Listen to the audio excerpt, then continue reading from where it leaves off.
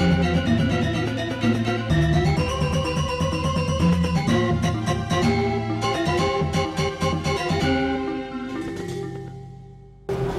Swastiastu, pemirsa Bali TV dimanapun Anda berada, kembali saya Nyoman Winata, redaktur pelaksana harian Bali Pos, menjumpai Anda dalam Bali Pos Talk.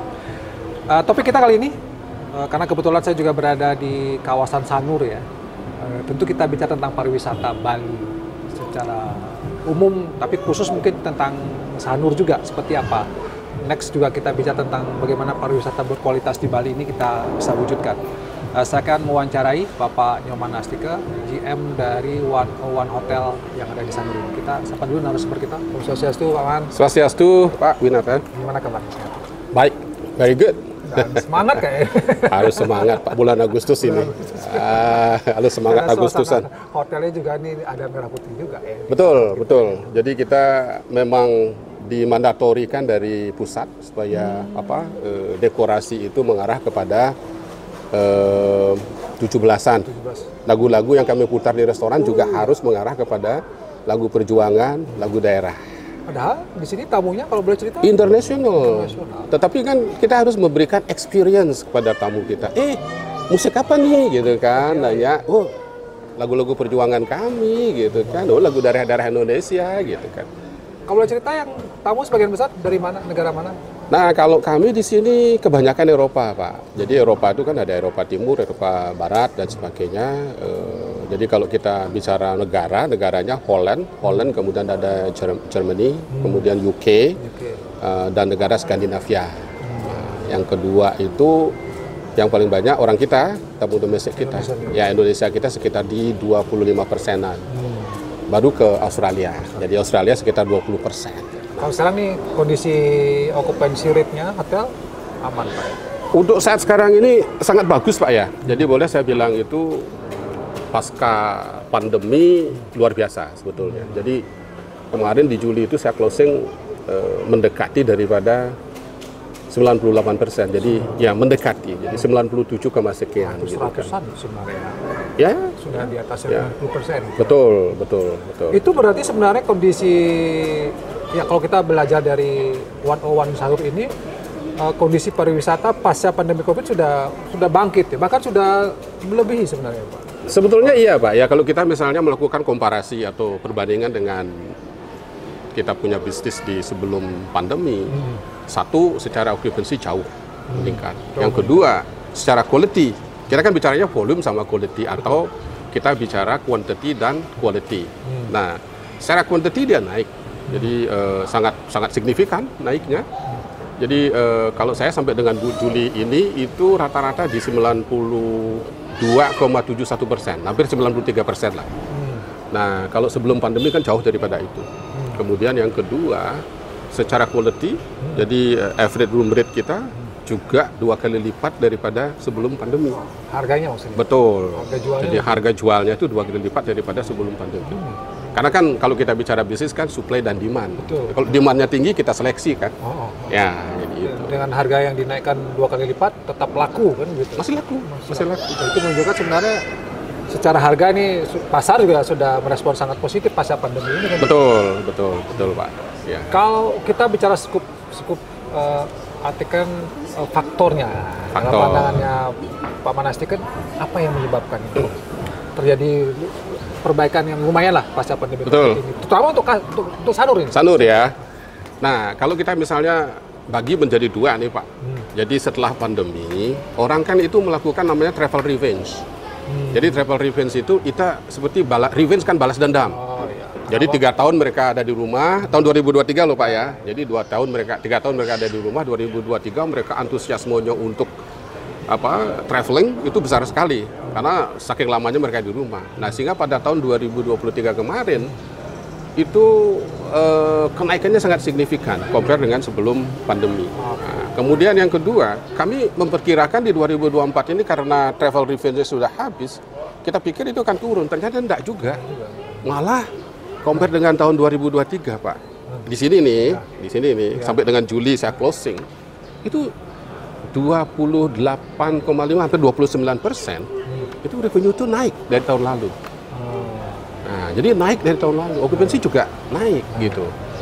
Nah, jadi F&B restorannya juga sekarang respon marketnya juga bagus.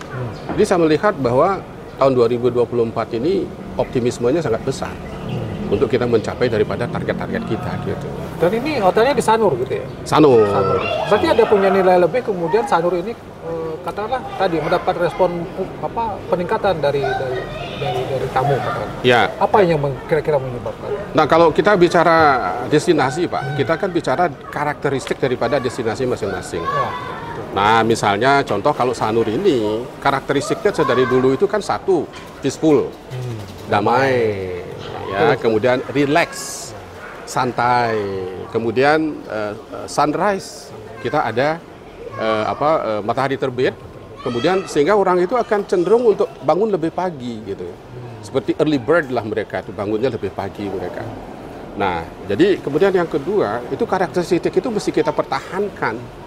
Bahwa ini loh Sanur, kalau kamu mau mencari kedamaian, kamu mencari daripada yang bersifat santai, tidak crowded, datanglah kamu ke Sanur, gitu kan. Nah, kalau saya melihat juga ada shifting destination, Pak. Jadi perubahan daripada destinasi.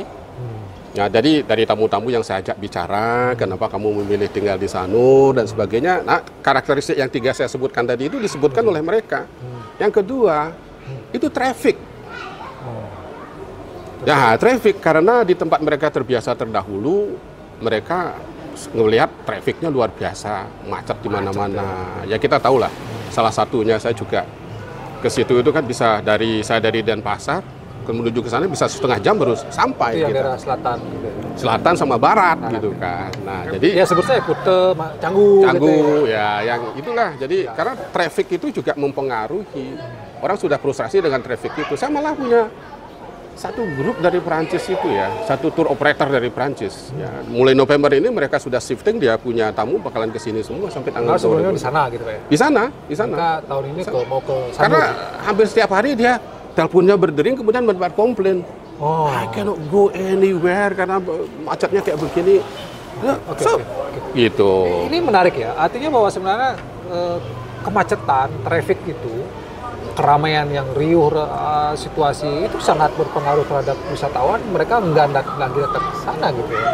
Sehingga mereka memilih Sanur yang peaceful. Jadi kedamaian di Sanur ini, ketentraman tanpa traffic ini harus dijaga gitu.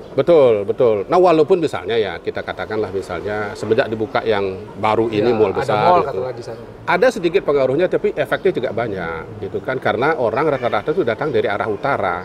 Kemudian waktu mereka pulang juga baliknya ke utara. Oh, ini ada di sebelah selatan. Betul, kita kan ada di sebelah selatan. Jadi setelah gitu. Mall itu aman lah gitu kan. Karena kami juga tanya kepada tamu-tamu, kita punya shopping mall. Why should I go to shopping mall? Di rumah saya juga mallnya gede-gede kok, saya nggak datang. Ini menarik. Ada mall besar di Sanur, ya. Tapi tamu nggak. Jadi maksud saya begini. Sudah disampaikan gitu ya. Ada mall besar di sini, nggak ke sana. Mereka bilang nggak usah gitu. Dari yang saya ajak bicara, tapi mungkin beda market, beda kebutuhan, gitu kan. Jadi kalau marketnya memang dia sudah terbiasa nge-mall dan sebagainya, mungkin dia akan datang gitu kan. Tapi secara umum yang kita katakan misalnya nih, karena tamu kan saya paling besar nih Eropa nih, rata-rata bilang geleng-geleng kepala. Kenapa kamu mesti punya mall sebesar itu di sini? Yang saya cari tuh sini 3 karakteristik tadi gitu, ya kan? Apalagi kalau ada beach club ya. Wah, beach club sih itu nanti noise pollution, polusi di suara itu bakalan. Tapi syukur katanya sudah. Artinya nggak jadi ya. Nah, dari statement terakhir dari GM di sini sudah mulai menyampaikan ke Pak Wali Kota juga. Kami punya namanya SHF, jadi Sanur Hospitality Forum. Nah, kami ini juga aktif bertemu sama Pak Wali Kota menanyakan bagaimana pembangunan secara makro yang akan ada di Sanur ini. Dan kadang-kadang Pak Wali Kota yang kami undang ketemu di salah satu hotel di Sanur, kemudian kita bicara. Ya. Jadi kemarin sih statement beliau bahwa beach club itu sudah akan dihentikan, jadi tidak diizinkan. Kemudian yang kedua dari Pak Sandiaga Uno juga sebagai Menparekraf juga menyampaikan hal itu gitu. Nah, membuat kami juga mudah-mudahan ini konsisten gitu loh Pak. Jadi sehingga nanti tidak akan merubah daripada karakteristik Sanur yang sedari dulunya dikenal 3 hal tadi itu gitu. Ya. Tetap dijaga kedamaiannya, santainya, kemudian sunrise-nya. Yes. Gitu Yes. Jangan sampai dirusak. Oke, kita agak cukupnya lebih luas lagi, karena selama ini kan juga pariwisata Bali ini banyak mendapatkan kritik gitu ya, karena mass tourism. Kemudian ada orang yang berharap bagaimana kita Bali menuju quality tourism. Ya. Nah, Pak Manastika yang sudah lama berkecimpung, berapa tahun? 36 tahun ya di dunia. Di industri ini ya 36 tahun ya. Dan melihat Bali, mungkin nggak kita Bali ini mewujudkan yang namanya quality tourism? Dan kalau mungkin apa yang harus dilakukan? Itu memang memerlukan suatu komitmen yang tinggi ya.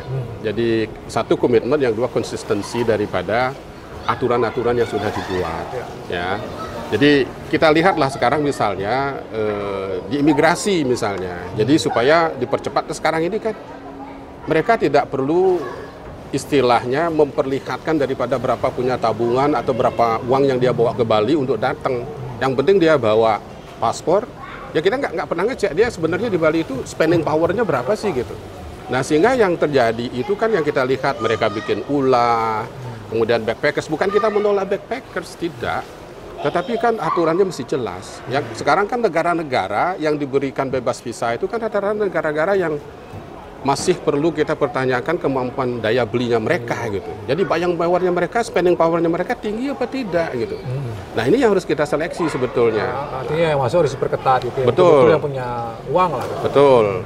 Kemudian yang perlu kita sampaikan adalah supaya hotel-hotel ini terdata dengan baik gitu kan. Kan banyak juga hotel-hotel yang berupa guest house dan sebagainya. Apakah mereka sudah memiliki izin resmi dan sebagainya?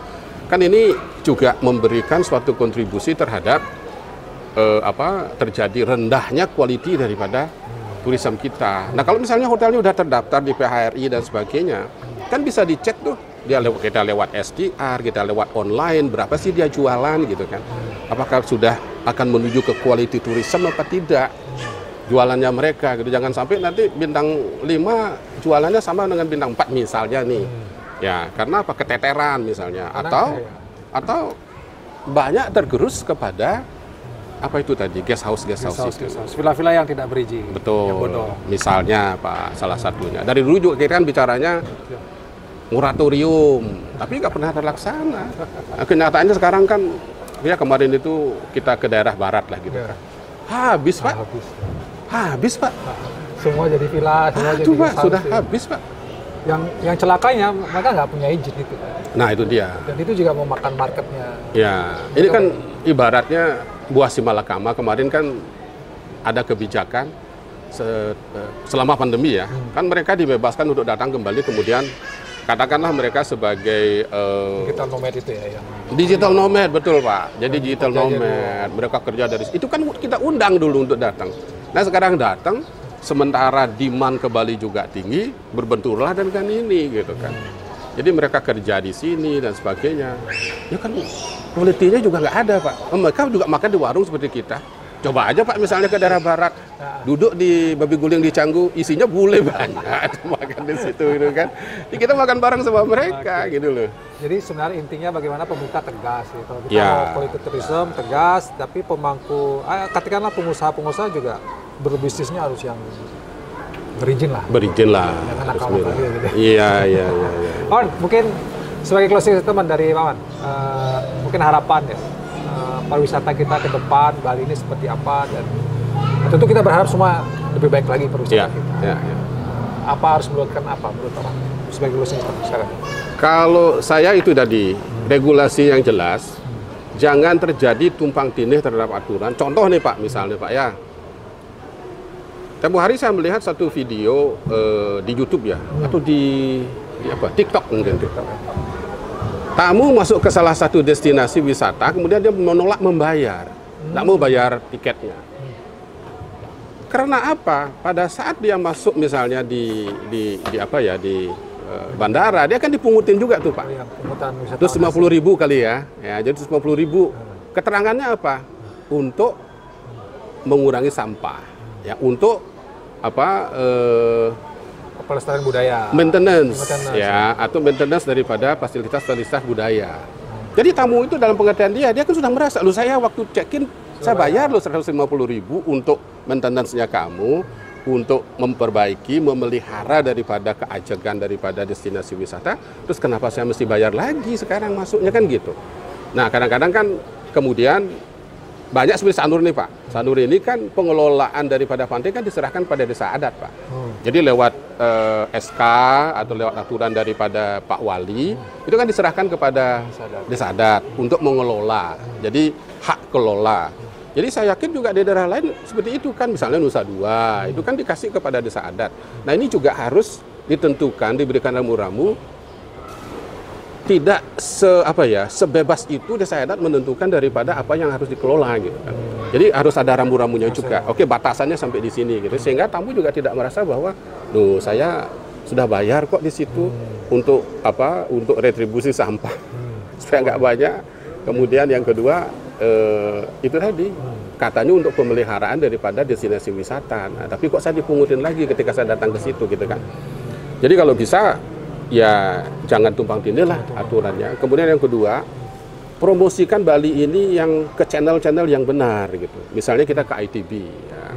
Jadi saya melihat Pak ya, kalau misalnya dulu nih Pak, ya dulu nih ketika saya masih melakukan sales call dan sebagainya ke Jepang gitu ya. Saya melihat itu misalnya destinasi Hawaii. Hawaii itu kan terkenal sekali. Siapa yang nggak tahu? Ya, orang Jepang itu banyak di samping ke Bali itu ke Hawaii. Kemudian yang kedua Thailand. Kemudian Filipina, Singapura. Singapura itu kan turisnya banyak banget Pak. Tapi dia tetap mempromosikan daripada daerahnya tuh di Jepang gitu. Jadi tetap ada promosi di situ. Nah, Hawaii tetap ada promosi di situ. Di Jepang itu saya masuk ke travel agent besar, kemudian ke media-media Asahi Shimbun saya masuk itu, wah itu dia punya banner tuh gede banget di temboknya Asahi Shimbun, ya kan? Hawaii loh, yang sudah seterkenal itu, tapi mereka masih tetap dipromosikan. Bali yang sudah terkenal ini tetap harus dipromosikan.